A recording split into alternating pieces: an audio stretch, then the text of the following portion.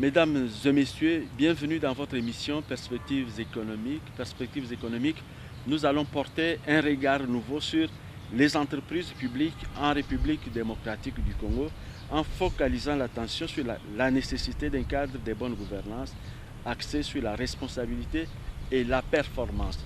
En fait, l'ouvrage que vient de publier aux éditions L'Harmattan, notre ami Jacques Kabea, va provoquer ce débat autour de ça. Nous allons essayer de comprendre l'environnement des entreprises en République démocratique du Congo. Jacques Kabea, vous êtes conseiller principal chargé de la gestion financière auprès de la Direction générale d'information, sciences et technologies, une agence de services frontaliers au Canada. Qu'avez-vous fait pour vous retrouver au Canada et mériter ces responsabilités? Merci beaucoup, mon cher Médard Bouyal Mangala. J'aimerais d'abord commencer par vous remercier pour m'avoir invité sur le plateau de votre émission. C'est un honneur pour moi. Okay. J'aimerais vous dire que je suis né à Kinshasa. Je suis un monsieur de Matongé. C'est là que j'ai fait toute ma vie. J'ai fait mes études primaires, secondaire, je dirais même maternelle aussi, à l'Athénée de Kalina. Et je me suis retrouvé au Canada, où j'ai fait pratiquement toutes mes études, l'essentiel de mes études universitaires. Et j'ai pu au Canada obtenir un Master of Business Administration, MBA. J'ai obtenu également un Master en gestion de projet. Et je suis également membre de l'Institut des banquiers du Canada.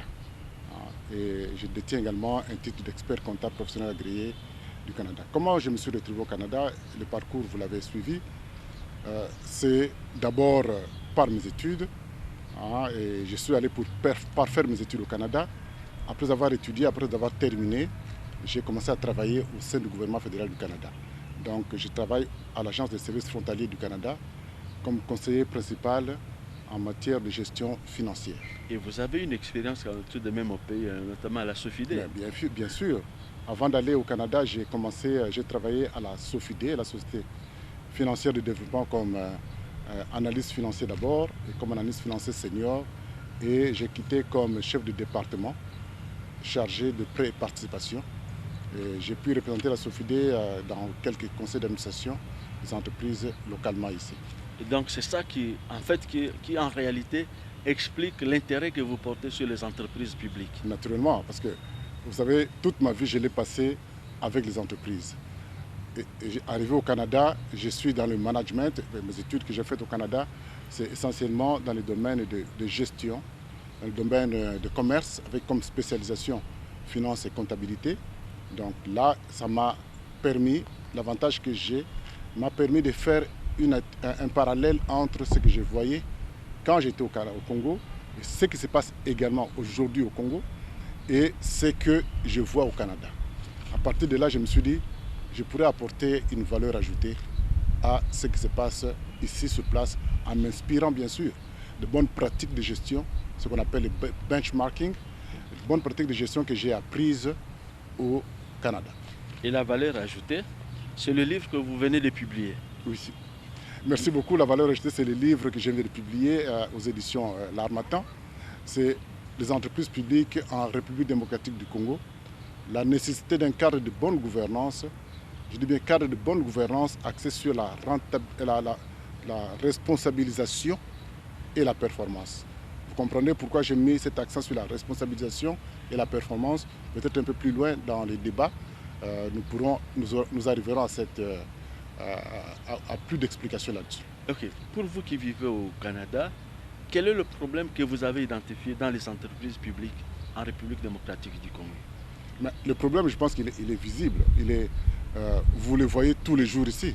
Depuis l'accession du Congo à l'indépendance, Médard, vous avez vu que nos entreprises publiques battent de l'aile. Nous sommes, alors qu'à l'époque coloniale, à l'époque du Congo belge, on avait des entreprises très prospères. Ce sont elles qui ont construit tout ce que vous voyez comme infrastructure et contribué énormément au budget de la colonie. Mais arrivé à l'indépendance, voilà, c'est le déclin. Hein, c'est le déclin. Et nous sommes aujourd'hui là où nous sommes. On se pose des questions. Et ce sont les mêmes questions que je me suis posées. Justement. Pourquoi ça marchait avant? Pourquoi ça ne marche pas aujourd'hui? Mais justement, pourquoi ça ne marche pas aujourd'hui? Mais ça ne marche pas aujourd'hui parce que il y a essentiellement ce que moi j'appelle l'absence de bonne gouvernance. La bonne gouvernance, je le dis, je le répète et je continuerai à le dire, c'est la clé de voûte vers le succès. C'est quoi la bonne gouvernance? La bonne gouvernance, c'est tout simplement la mise en place d'un ensemble de structures, de politiques, de cultures de gestion qui permettent à l'entreprise de réaliser son objet social, hein, sa mission sociale. C'est d'atteindre les objectifs qu'elle s'est fixés. Mais tout ceci devait se faire dans une transparence totale et dans ce qu'on appelle la reddition des comptes. Donc, le gestionnaire qui gère une institution devrait être en mesure de rendre compte. Vous savez, Médard, je suis manager de formation et de profession. En gestion, quand on parle de gestion, gérer c'est quoi? C'est planifier, c'est organiser, c'est diriger et contrôler. Nous devons être en mesure, un gestionnaire doit être en mesure de faire la planification. Il doit être en mesure de diriger son institution, de contrôler son institution, d'organiser son institution, son entreprise et de mettre en place des mécanismes de contrôle. Pour nos entreprises, c'est ça le hic. En fait, c'est ça le problème de nos entreprises. Le contrôle n'existe pas. Parce que l'État propriétaire n'en a pas besoin. Mais l'État propriétaire, vous l'avez dit, vous êtes allé me toucher dans le fond de moi-même, parce que dans les livres, je l'ai dit, l'État a failli à sa mission. L'État a failli à sa mission parce que l'État étant l'institution clé qui devait mettre en place des mécanismes de contrôle, hein, des mécanismes de la bonne gouvernance, l'État ne l'a pas fait. Je dis bien, c'est depuis l'indépendance du pays. C'est là où nous sommes aujourd'hui, avec des entreprises totalement en décadence, hein, en liquéfaction. Elles sont pratiquement toutes en faillite. Des entreprises en faillite, pourquoi? Pourtant, les besoins sont assez nombreux pour l'État, payer des fonctionnaires, exister. C'est ça le paradoxe. C'est ça le paradoxe congolais. Les entreprises qui ont tout à gagner, tout à être prospères, à réussir, n'arrivent pas à réussir. C'est quoi la question? C'est quoi le problème? Pourquoi n'arrive-t-elle pas à réussir? C'est là où je dis, il y a d'abord, je me suis posé cette question dans mon livre, où j'ai parlé de, est-ce qu'il y a un problème de compétence au niveau des Congolais? Est-ce qu'il y a un problème de compétence au niveau des Congolais? Je suis allé un peu plus loin, parce que j'ai regardé, quand on dit compétence, j'ai regardé, il y a la compétence rationnelle, c'est toutes les connaissances qu'on emmagasine pour pouvoir faire un travail. Ce qu'on appelle la compétence rationnelle. Donc, du point de vue, l'intelligence que Dieu nous a donnée, ce qu'on appelle en français IQ, donc intelligence quotient, donc le quotient intellectuel. Hein, donc, cette intelligence, nous l'avons les Congolais, nous sommes en mesure, les Congolais, capables de beaucoup de choses. Hein, et les Congolais sont en mesure d'emmagasiner, d'étudier, de faire de bonnes études. Moi, avec quelques expériences, il est capable de devenir un génie. Pourtant, on ne décolle pas. On ne décolle pas. C'est parce qu'il y a eu un deuxième type de compétence que j'appelle compétence émotionnelle. La compétence émotionnelle, c'est tout simplement cette capacité que nous avons. Vous savez, je vois vos employés, je vois vos collaborateurs. Alors, si au même moment, vous avez un bien commun qui est l'entreprise, mais vous prenez avantage, hein, de tous ces biens-là pour vous-même, vous abandonnez les autres, donc vous manquez d'émotion. C'est cette capacité que vous avez à capter l'émotion de vos collaborateurs. Le cœur fait défaut. Exactement. Alors maintenant, vous allez à un troisième type de compétence. C'est la compétence institutionnelle. C'est l'État. L'État, vous savez, ce n'est pas seulement la police, ce n'est pas seulement avoir une armée. L'État doit être en mesure de gérer tous ces patrimoines que nous avons. Mais comme l'État ne gère pas tous ces patrimoines, il délègue ces patrimoines, notamment les entreprises publiques. Il nomme des directeurs généraux, il nomme des membres du conseil d'administration. Mais l'État ne devait pas s'arrêter à la nomination seulement de ces directeurs généraux ou de ces membres du conseil d'administration. L'État devait dire à chaque membre du conseil d'administration, l'État devait dire à chaque directeur général, voilà ce que j'attends de vous. J'attends de vous, qu'est-ce que j'attends de vous? Le contrat de performance. La performance, Donc, commencez par le résultat et la performance. Vous dites bien performance. La performance, c'est parce que vous partez d'un point A à un point B. Parce qu'on ne peut pas faire le statu quo, on ne peut pas être dans la même chose. Il faudrait que les résultats que vous réalisez au point B soient supérieurs à ce que vous aviez au point A, et ceci sur base de ce que vous avez défini comme critères de performance. Quand vous avez ces critères de performance, vous dites excellent, j'ai réalisé la performance au niveau de mon entreprise. Mais l'État congolais s'est donné des outils. Vous avez le ministère du portefeuille, vous avez le Conseil supérieur du portefeuille, vous avez l'espace de réglementation ou de production des idées de performance, le copyright. Mais tous ces mécanismes aussi posent problème. C'est que chacun devait faire son travail. Vous savez, j'ai parlé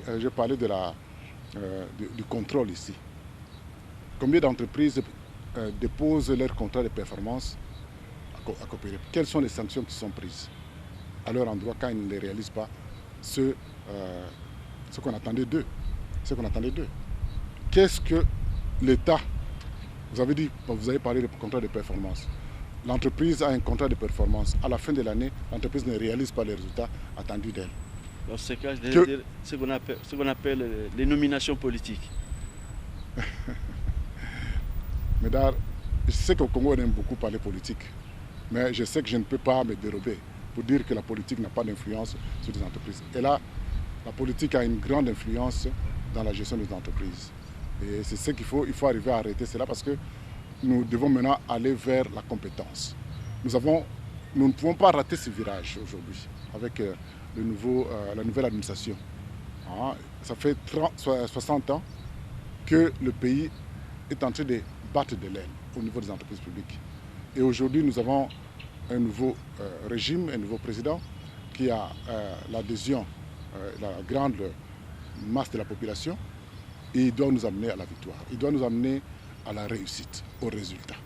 Et donc, il faudrait que toutes les vieilles pratiques qu'on a connues à l'époque, les pratiques de l'influence politique dans la gestion, on doit mettre un terme à ça. Une nomination politique, comme vous le dites là, il faut qu'on arrête avec ça. Sinon, il faudrait à ce moment-là crier « Adieu vos vaches, cochons couvés ».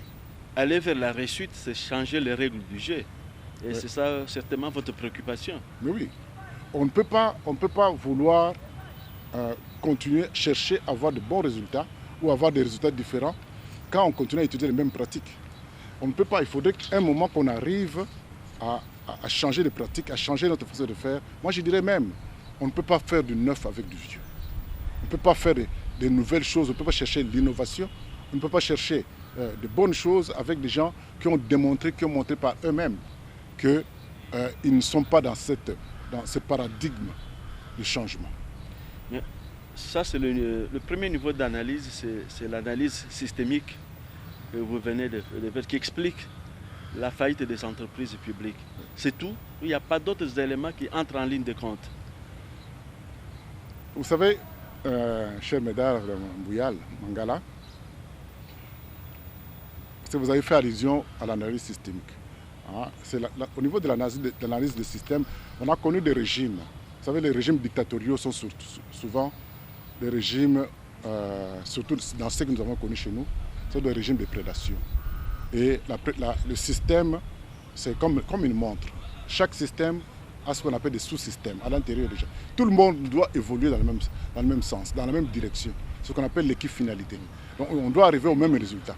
Si vous arrivez dans un régime où le vol est le leitmotiv, la façon de fonctionner, il faut voler. Si vous ne volez pas, vous êtes éjecté. Vous bloquez le système, donc c'est ce qu'on appelle, j'entends souvent, on dit auto-éjection. Parce que vous avez voulu faire les choses autrement. Alors, quand vous vous retrouvez dans des systèmes comme celui-là, où les gens volent, on ne peut pas arriver au résultat. Donc, il faut arriver à changer ces systèmes. Il faut arriver à un autre système, sortir du système de prédation, arriver à un système de performance. Mais justement, le système auquel vous faites allusion, on a parlé le plus souvent de la corruption généralisée. Comment devenir performant dans un contexte de corruption généralisée? C'est un système, parce que le système de prédation est assis sur des mots. Quand je dis comme telle que la corruption, qui est une gangrène. La corruption bat de l'aile partout à vue d'œil. Quand vous arrivez, vous sentez qu'il y a la corruption. Il faut mettre un terme à ça. Et avec l'IGF actuellement, petit à petit, les gens sont en train de revenir au bon sentiment. C'est le bon sens maintenant qui est en train de primer. Mais, la question c'est, mais, ces gens ont développé des réflexes.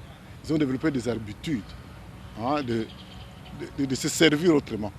Il faut frapper. C'est là où dans une institution, dans une entreprise, il faudrait qu'on soit en mesure de frapper, de sanctionner. Et quand il y a sanction, il ne s'agit pas seulement d'arrêter un dirigeant d'entreprise parce qu'il a volé. Mais il faut saisir, c'est bien. Vous savez, je vous ai dit, je suis un gars de Matongé, je suis né à Kinshasa. Quand nous étions jeunes, on voyait comment c'était vers les années 66, 67, on voyait comment quand quelqu'un a volé, un papa a volé sur la rue, la police arrive le matin, on arrête tous les quartiers. Et je vous dis, j'ai vu des familles quitter carrément la maison. C'était l'opprobre général, c'était la honte. Aujourd'hui, ce n'est pas le cas. Je dis, le voleur est reconnu. Mais aujourd'hui, c'est terrible. Je ne sais pas comment vous expliquer à votre enfant que vous avez un salaire de 10 000 $ par mois, mais que vous construisez un bâtiment d'1 million $. Pas de crédit bancaire, pas de faveurs par-ci par-là, mais non. Mais vous avez construit ce bâtiment d'1 million $. Vous savez, les enfants vont vous poser avec papa, comment vous avez construit ce bâtiment? Donc les enfants savent que leur papa est voleur. Monseigneur Monsengo disait, enfants, ne soyez pas fiers, vous ne pouvez pas être fiers de vos parents qui vous ont élevé avec de l'argent volé. Vous ne pouvez pas être fiers. Jacques Kabeyal, lorsque vous faites cette analyse, c'est la particularité congolaise où il y a d'autres pays africains, de l'Afrique noire, qui ont connu le même système que nous, qui ont connu les mêmes affres et qui ont fini par se débarrasser du... Moi, je crois qu'au Congo, il y a des pays qui sont arrivés à se débarrasser de ce genre de choses, de situations. Tel un pays comme le Ghana, qui est aujourd'hui un modèle par excellence de la bonne gouvernance.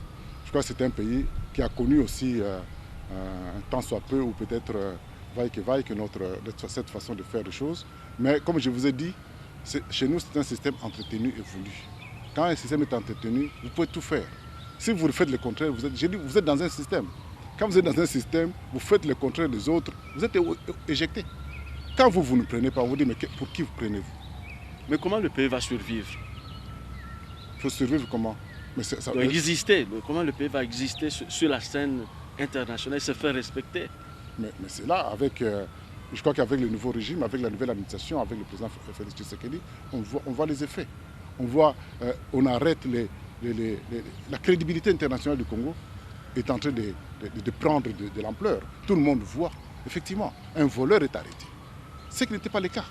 J'habite quelque part à Kinshasa ici, mais ce n'est même pas question du lieu où j'habite, mais les maisons poussent comme des champignons. Quand vous allez demander, c'est toujours les mêmes. Les mêmes, où ont-ils trouvé l'argent? Ils travaillent dans l'État, ils sont au service de la République. Et ce qui est grave, c'est que même la population a fait de ça une réalité. C'est-à-dire que la population va vous dire, mais vous savez, mais il fait ça à mon quantité. Ça signifie quoi? Ça signifie quoi à mon compte? Ça signifie que pour la population, c'est normal que le Mokonzi prenne l'argent de l'entreprise. On ne peut pas prendre l'argent de l'entreprise, ce n'est pas votre argent. C'est l'argent de tout le monde. Mais justement, comme vous dites, non, on ne produit pas de rapports, on ne rend pas compte. Donc on a connu des moments où il était difficile d'apprécier un mauvais, un bon gestionnaire. C'est pourquoi je propose la bonne gouvernance. C'est ce que je dis, il faut arriver à publier, à être transparent de ce qu'on fait. À la fin d'un exercice, vous devez être en mesure de sortir des rapports pour nous dire ce que vous avez fait de l'argent qu'on vous a donné. Et je vous dis, ce genre de pratiques, mais c'est grave chez les Congolais. Et même dans les milieux où vous pouvez vous sentir, vous dites, non mais ça c'est le milieu sain, par excellence. Vous demandez je ne citerai pas vous connaissez, votre gourou. Hein, écoutez, mais on a donné de l'argent, qu'est-ce qu'on a fait de l'argent? Là, ça devient on va vous menacer. Vous allez demander à quelqu'un de vous faire rapport de l'argent que vous avez collectées à la fin d'un culte, à la fin d'une messe, demandez combien dans tous ces milieux-là. Je n'aimerais pas aller en profondeur là, vous comprenez ce que je dis. Donc demandez à tous ces gens-là, amenez-nous le rapport de collecte des offrandes du mois passé. Mais quand vous demandez ça, c'était un crime de lèse-majesté. Vous demandez, vous posez ça, mais vous êtes éjecté, vous amenez un esprit de division. Vous amenez un esprit, je ne sais pas moi. Vous comprenez un peu? Et les Congolais trouvent ça normal. C'est le jour où les Congolais seront en mesure de demander des comptes à ces dirigeants que les choses changeront. Oui, justement, entre-temps, on s'installe dans la corruption généralisée. Tout le monde n'a pas encore pris conscience. Voilà, il y a les pesanteurs qui empêchent de percevoir le problème, parce que ce n'est pas tout le monde qui perçoit le problème. Oui, ce n'est pas tout le monde qui perçoit le problème, mais c'est pourquoi il faut avoir, je dirais, pas des leaders comme tels. Il faudrait avoir des gens qui soient à mesure. Mais c'est quoi, les intellectuels, c'est quoi leur rôle? L'intellectuel, c'est quelqu'un qui apporte un message à la population, aux gens qui ne comprennent pas, leur dire exactement comment les choses doivent se faire. Est-ce que nos intellectuels jouent ces rôles-là? S'ils ne sont pas eux-mêmes complices dans ce genre de pratique. Dans les entreprises publiques, parce qu'on parle d'entreprises publiques, c'est ça le rôle que devaient jouer les intellectuels. Quand on vous donne une entreprise à gérer, vous êtes fier d'arriver que tout le monde parle de vous en tant que bon gestionnaire. Je vois mon ami Patrice Kitebi qui gère avec des mains de maître le fonds de promotion de l'industrie. Mais je suis très fier de lui. Quand j'entends ce qui se dit autour de lui, je me retrouve dedans et je suis très fier de lui. Donc il est dans une campagne généralisée pour la récupération des fonds que le pays avait cédés. Exactement, il fait du bon travail. Il est fier de lui-même. Nous sommes fiers de lui. C'est ça, le management. Et donc, on peut, dans ce cas, considérer le pays comme un exemple à suivre, ou ce modèle qui non, je manque demande aux autres. Ben écoutez, je ne peux pas, parce que je ne peux pas en détail dans les FPI, mais je sais que Kitebi fait du bon travail. Il faut le reconnaître et puis il faut lui jeter des fleurs. Oui, est-ce que ce n'est pas le contexte de monopole dans lequel on agit depuis longtemps? La plupart des entreprises publiques, habituées dans un système de monopole, lorsqu'apparaît l'espace de concurrence, on est surpris, on a des difficultés d'adaptation. Parce qu'il faut de nouveau remettre de nouvelles pensées, de nouvelles idées sur la scène. Mais le système de monopole, vous savez, en économie, quand vous êtes dans un système de monopole, vous jouez avec le prix comme vous voulez. Hein. Mais ici, ce n'est pas que les entreprises sont dans un système de monopole comme tel. C'est tout simplement le manque de gestion. Vous voulez dire le FPI parce qu'ils sont dans un système de monopole? Ce n'est pas ça. Je ne pense pas que c'est ça votre pensée. Non. Je n'ai pas bien saisi la pensée. Non, je dis en m'interrogeant, me plaçant dans l'environnement général de toutes ces entreprises publiques, l'aspect monopolaire est encore existant. Et c'est ça qui expliquerait les failles constatées à gauche et à droite. Je ne pense pas, parce que je ne vois pas les résultats. Si vous êtes dans un système de monopole, on devait voir les résultats, on devait voir que vous bénéficiez de tous les avantages dus à l'environnement. Mais ça provoque l'indifférence. On n'a pas besoin de résultats, donc certains sont obligés de venir vers moi. L'indifférence est due au manque de suivi et manque de contrôle de la part du gouvernement et de l'État. L'État ne suit pas ces entreprises et c'est ça qui fait que nous sommes dans cette... les entreprises sont en liquéfaction, en d'autres termes. Elles sont toutes, je dirais, les cash flows ou la trésorerie des entreprises est sèche. Hein? La trésorerie est sèche. Mais comment sont-elles arrivées à ce niveau-là? À l'époque coloniale, les entreprises étaient prospères. Comment subitement aujourd'hui, on crée une entreprise, quelques années après, l'entreprise tombe en faillite? Bon, puisque vous n'aimez pas le discours politique, mais des nominations politiques, on fait les acteurs politiques, parce qu'on a été nommé du fait qu'on est majorité dans un camp ou dans un autre. C'est l'élément. Ça c'est un critère qui a prévalu à la nomination de tel ou de tel autre. Oui. Les critères, vous savez, j'ai fait beaucoup de notes, beaucoup d'articles demandant à la nouvelle administration du président Félix Tshisekedi de privilégier la compétence aux critères politiques. Vous savez, si nous voulons que ce pays se développe, si nous voulons changer les choses dans ce pays, nous devons prendre des gens compétents, des gens qui sont en mesure de faire le travail. Mais si nous restons dans la politique, vous savez, moi je n'embaucherai jamais quelqu'un. Quand je regarde son CV, je regarde le background de la personne.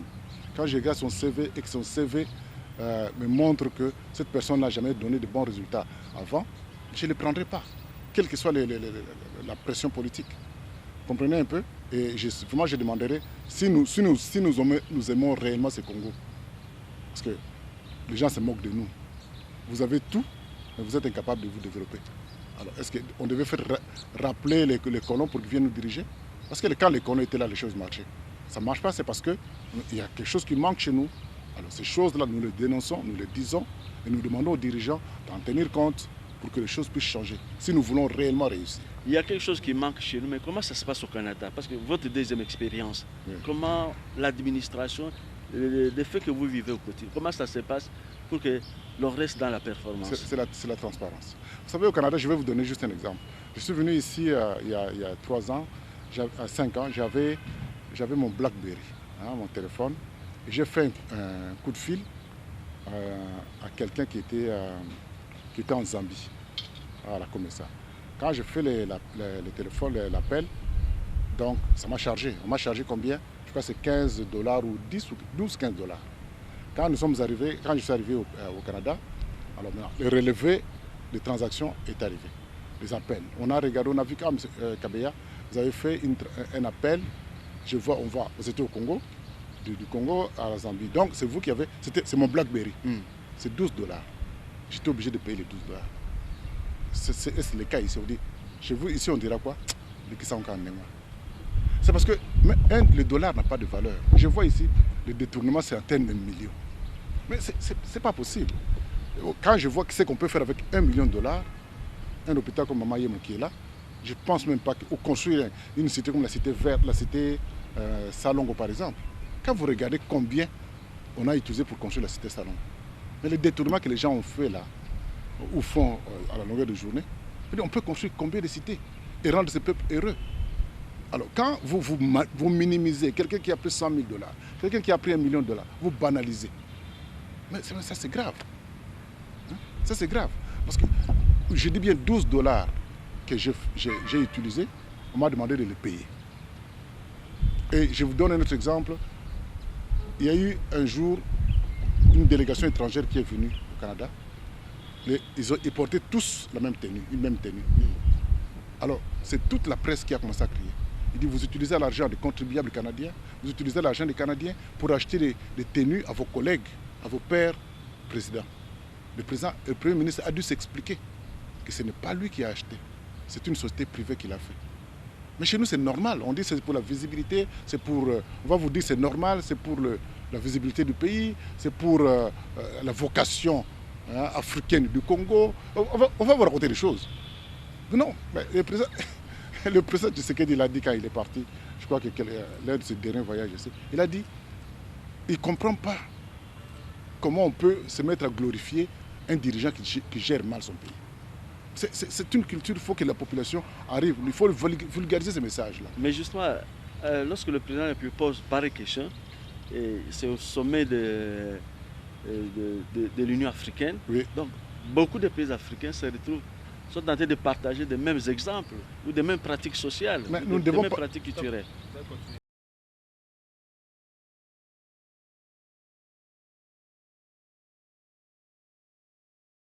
Jacques Kabeya, lorsque le président Félix s'est interrogé lors du sommet de l'Union africaine, pourquoi des Africains continuent à applaudir leur président alors qu'ils sont dans la misère. Donc nous sommes dans une culture généralisée. Et donc ce n'est pas seulement le Congo, les autres pays africains également. Oui, mais nous ne pouvons pas, nous devons voir les valeurs. C'est quoi les valeurs qu'on a? C'est quoi? C'est pas parce que tout le monde fait la même chose que c'est bon. Non, nous devons créer ce qu'on appelle un avantage compétitif. Nous devons créer, quand on regarde les autres nous regardent, nous devons être un modèle. Ils doivent se dire, waouh, là-bas c'est différent. Comprenez un peu, si vous applaudissez votre bourreau, celui qui vous vole, que vous appelez préso, alors que vous savez très bien, l'argent qu'il vous donne là, c'est de l'argent soutiré quelque part. C'est de l'argent pris quelque part. Vous ne pouvez pas. Il faut le regarder avec des yeux que lui-même se gêne. Mais vous êtes là, vous l'applaudissez. Je comprends, c'est ce qu'on appelle ça la mélodie du pauvre, la mélodie du flatteur. Il ne faut pas arriver à ce niveau-là. Il faut exiger. Vous savez tout le monde là a toujours peur de quelqu'un d'autre. Si vous vous rappelez à quelqu'un, dites bon, je crois que la personne va se respecter, il va vous respecter. Alors, il y a lieu, Jacques Abaya, de saluer l'initiative des cours et tribunaux qui, à gauche et à droite, sont en train d'organiser des procès pour les détournements de fonds publics. Mais oui, il faut les remercier, il faut les féliciter.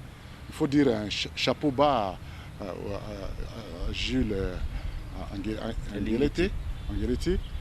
Il faut du travail qu'il fait, c'est un travail. C'est un travail de titan, c'est un travail qui va nous redonner notre fierté nationale. Ça va nous redonner notre... Les gens vont commencer à respecter le bien public. On ne peut pas continuer à jouer avec l'argent de l'État comme ça. On est en mesure d'avoir un budget. Un pays comme le Nigeria qui a un budget de 100 milliards de dollars, nous avons un budget de 4 milliards de dollars. L'Angola est dans les 50 milliards, nous avons 4 milliards de dollars, c'est honteux. Mais parce que justement, l'État ne parvient pas à récupérer les ressources qui lui sont dues à travers la fiscalité et la parafiscalité. Oui, mais l'État doit les récupérer. Il devra les récupérer parce qu'on n'a pas d'autre choix. Dans la bonne gouvernance au niveau des entreprises, et si chacun gère son entreprise correctement, je pense que l'État va récupérer son argent. Alors, si à ce moment-ci, si vous arrivez que vous soyez en présence ou en face des animateurs ou des pilotes des entreprises publiques, quel est le message que vous voulez transmettre dans l'immédiat, qui puisse aller dans le sens de rencontrer vos suggestions? Je leur dirais, chers amis, vous avez été nommés à ce niveau-là, pas pour vous-même, pas pour votre famille, vous avez été nommés pour la société, pour le Congo. Donc, vous avez un salaire, et ce salaire va vous permet de vivre décemment. Il y a moyen de vivre décemment et aussi faire en sorte que ceux qui sont dans votre environnement vivent correctement. Donc les Congolais vivent correctement. Ne vous accaparez pas de tout cet argent-là pour vous-même. C'est ce qu'on appelle, quand je dis la bonne gouvernance, c'est l'exercice du pouvoir pour atteindre le bien-être collectif. Vous ne pouvez pas exercer ce pouvoir pour vous-même. Vous exercez pour le pouvoir pour tout le monde. Je vois les caméramans ici. Je vois vos collaborateurs. L'argent qui vient là, c'est pour tout le monde, ce n'est pas pour vous seul. Si vous êtes fier de prendre cet argent, de mettre dans votre poche et partir, alors seule votre conscience vous reprochera. Alors, quel niveau de lecture pour votre ouvrage? Parce que, en fait, c'est l'ouvrage qui a facilité l'entretien. Alors, où le trouver et à quel prix est-ce accessible aux citoyens congolais? Parce que ça concerne le bien du Congo. Oui, l'ouvrage est à l'Harmattan. C'est les éditions L'Harmattan. Je crois qu'il y a L'Harmattan également ici. Sur pas sur Kaleka. Sur Nyangwe. Sur Nyangwe, effectivement. Si vous arrivez là-bas, vous avez besoin de l'ouvrage. Je sais qu'ils avaient quelques exemplaires. Si c'est terminé, ils peuvent commander pour vous. Mais sinon, d'une manière générale, pour nous qui sommes à l'étranger, nous le commandons en ligne. En ligne, ça arrive directement à la maison. Mais sinon, vous pouvez passer par l'Harmattan ici et vous aurez cet ouvrage. Alors, vous imaginez revenir un jour en République démocratique du Congo pour travailler parce que vous avez acquis un avantage. Et puis, comment faire profiter de cet avantage aux entreprises congolaises? C'est mon pays. C'est mon pays ici. Vous savez, je suis venu parce que je vois que je peux apporter une valeur ajoutée. Je pense que ce serait tout à fait normal que je puisse travailler pour le Congo. Le Congo qui m'a vu naître, le Congolais qui m'a vu grandir, qui m'a tout donné. Et j'aimerais vraiment j'aimerais revenir ici pour travailler pour ce pays. Et je me mets à la disposition des autorités du pays pour pouvoir revenir ici. J'ai un emploi certainement, mais je peux l'arrêter pour travailler ici. Okay. Merci Jacques Kabeyantenda. Je rappelle que vous êtes conseiller principal en gestion financière à la Direction générale d'information, sciences et technologies à l'Agence des services frontaliers du Canada. C'est ça qui explique votre présence en séjour. En fait, vous êtes en réalité venu faire la promotion, faire savoir le niveau de connaissance, le niveau de votre analyse à travers cette publication. Encore une fois, merci pour votre contribution à la connaissance. À vous, chers téléspectateurs, nous vous disons merci pour tout l'intérêt que vous avez bien voulu accorder à votre émission. Perspectives économiques. Perspectives économiques, ça n'est fini pour aujourd'hui.